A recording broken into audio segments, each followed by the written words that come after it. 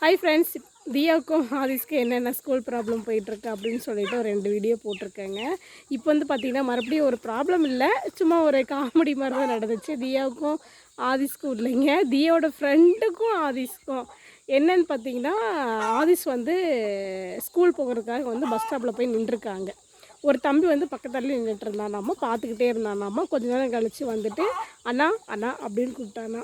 என்ன தம்பி அப்படின்னு கேட்டதுக்கு, நீங்கள் தியாவோட அண்ணாவா அப்படின்னு கேட்டாங்களாம்மா. ஆமாம் அப்படின்னு சொன்னதுக்கு இந்த தம்பி வந்து, அண்ணா நீங்கள் தியா மாதிரி இருக்கீங்கண்ணா அப்படின்னு சொன்னானாம்மா.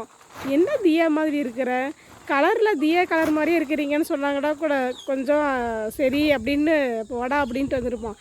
இவன் நீங்கள் தியா மாதிரியே இருக்கிறீங்கண்ணா அப்படின்னு சொன்னாங்காட்டி அவனுக்கு வந்து என்னாச்சுன்னு தெரில, அமைதியாக வந்துட்டானாம்மா.